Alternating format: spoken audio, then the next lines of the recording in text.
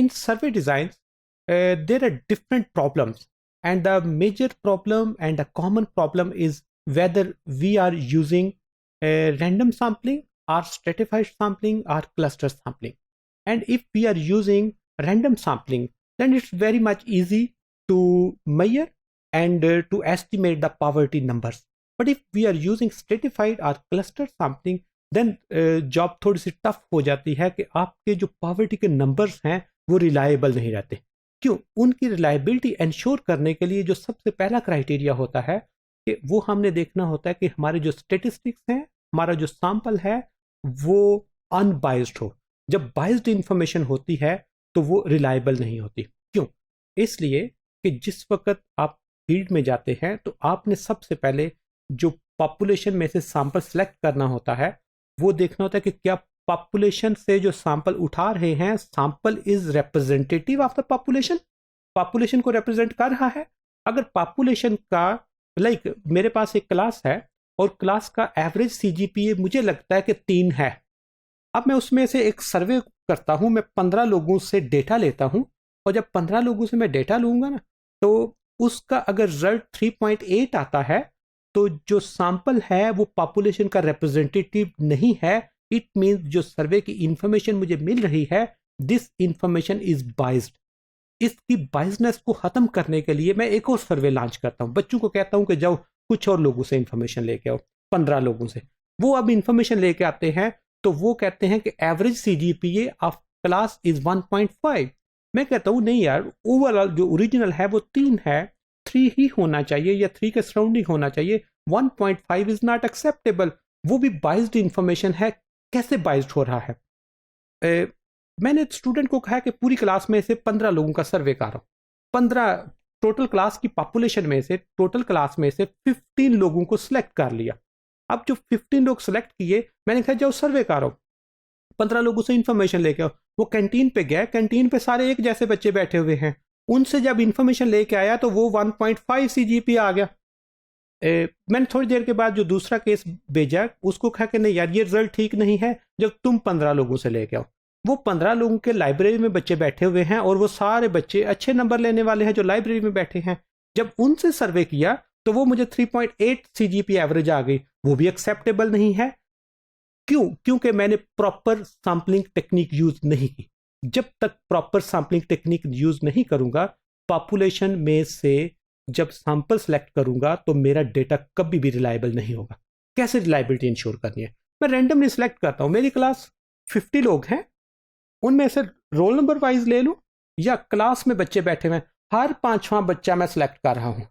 Total class की population में से हर 5वें बच्चे को मैं कहता हूं तूने ये सर्वे फिल करना है. हर 5, 6, 7, 8, 9, 10वें बच्चे को दे दिया, 15 नंबर वाले को दे दिया, 20 वाले को दे दिया, 25. अब क्लास में से फिर भी 15 हो गए. अब जिस वक्त मेरे पास इंफॉर्मेशन आएगी तो अब क्लास का एवरेज सीजीपी अगर 3 है तो मेरे पास जो इंफॉर्मेशन आएगी वो या 2.9 आएगा या 3.2 आएगा, उसके सराउंडिंग में आएगा. क्यों? अब मैंने अपनी इंफॉर्मेशन जो है उसको इंश्योर कर लिया. Same is the case of Pakistan.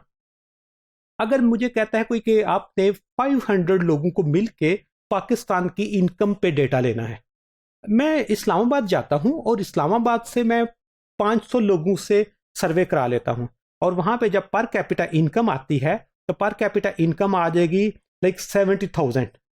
कोई बंदा पाकिस्तान में एक्सेप्ट नहीं करेगा कि पाकिस्तान की एवरेज इनकम 70,000 है. ये सैंपल बाइज्ड हो जाएगा. इसी तरह मैं कहता हूं नहीं यार ये डेटा ठीक नहीं है, मैं यही सर्वे लेके एक पाकिस्तान के रूरल बैकवर्ड एरिया में चले जाता हूं. वहां से भी मैं 500 लोगों से सर्वे कराता हूं, डेटा लेता हूं, इंफॉर्मेशन ली. जब वो एंटर की तो वो पता चला कि पाकिस्तान की पर कैपिटा इनकम सिर्फ 1200 रुपये आई है. ये भी कोई एक्सेप्ट नहीं करेगा. नहीं यार इतनी लो नहीं हो सकती. क्यों? मैं सैंपल बाइज्ड कर रहा हूं. उसके लिए मुझे प्रॉपर सैम्पलिंग टेक्निक चाहिए होगी और प्रॉपर सैम्पलिंग टेक्निक के लिए मुझे कम से कम रैंडम सैम्पलिंग पे जितने पाकिस्तान की पॉपुलेशन या जितने उस डिस्ट्रिक्ट की पॉपुलेशन है उसमें से रैंडमली सिलेक्ट करना है. और रैंडमली किस तरह सिलेक्ट करना है उसके लिए प्रॉपर स्ट्रेटजीज होती हैं, उसके प्रॉपर क्राइटेरियाज होते हैं.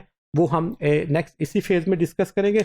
लेकिन इसमें जिस वक्त हम सर्वे जर्नली लॉन्च करते हैं तो हमें 2-3 मेजर इश्यूज फेस करने पड़ते हैं. नंबर 1 कि some people are household may be hard to find, बहुत सारे लोग हमें मिलते ही नहीं, जिस तरह डिसबर्स लोग होते हैं, कोई कहीं चला गया हुआ है, कोई अपना घर छोड़ के माइग्रेटेड हो चुका हुआ है, कोई किसी सिक्योरिटी थ्रेट की वजह से इस एरिया को छोड़ के जा चुका हुआ है, कोई जॉब सर्च करने के लिए कहीं चला गया हुआ है, कोई किसी कन्फ्लिक्ट से बचने के लिए कहीं चला गया हुआ है। और सर्वे में ये जो इस तरह के लोग होते हैं ये बड़े क्रिटिकल होते हैं, ठीक है। तो इसलिए सबसे पहला जो प्रॉब्लम होता है कि लोग सारे आपको प्रॉपर एक्सेस नहीं कर सकते, लोगों को मिलना थोड़ा सा मुश्किल होता है।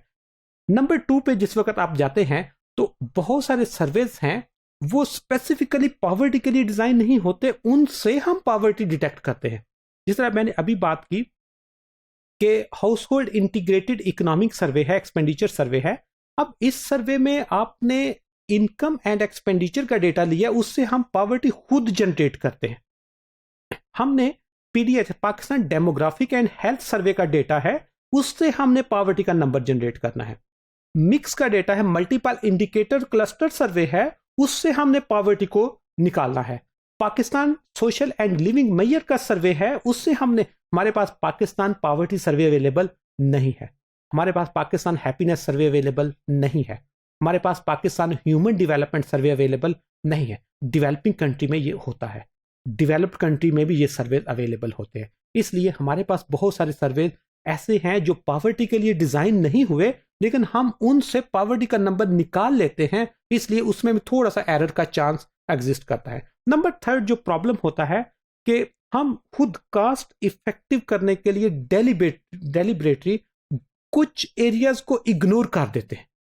कौन से एरियाज को इग्नोर करते हैं? सम टाइम एक हिली एरिया है और एक छोटा सा 10 लोगों का एक वो मोहल्ला है, वो पहाड़ी के अपर कॉर्नर पे है, वहां पे पहुंचने के लिए आपको कम से कम 6 घंटे तक पैदल चलना पड़ेगा। तो आप क्या करते हैं कि पूरा दिन भी निकल जाएगा, कास्ट भी बहुत ज्यादा आएंगे, उसको इग्नोर कर दो।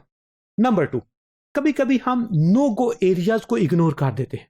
पाकिस्तान का बहुत सारा लाइक डेवलपिंग जो पोर्शंस होते हैं, लाइक बलोचिस्तान के कुछ एरियाज हैं, लाइक केपी के कुछ एरियाज हैं, लाइक पंजाब के कुछ साउथ पंजाब वाली साइड पे आपको एरियाज मिलेंगे, सिंध में कुछ आपको एरिया, गिलगित बल्तिस्तान में ऐसे एरियाज होंगे जहां पर आपको सर्वे करना इजी जॉब नहीं होगी।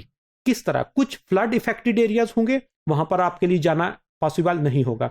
कुछ आपके लाइक आपका वहां पे ऑपरेशन चल रहा है, आप उसको एक्सेस नहीं कर सकते।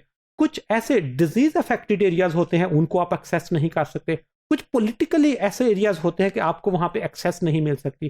तो इसलिए जिस वक्त आपने फील्ड में जाना होता है, कुछ ऐसे एरियाज हैं आप वहां पे जाने से बचते हैं, कुछ ऐसे एरियाज हैं जहां पे आप जा नहीं सकते। इसलिए ये डेवलपिंग कंट्री में जब आप सर्वे डिजाइन करते हैं तो इन प्रॉब्लम को आपको फेस करना पड़ता है, और इनको पहले जेन में रख के सर्वे डिजाइन करना है, सर्वे लॉन्च करना है, and you have to discuss your limitation in your research report or in your poverty report.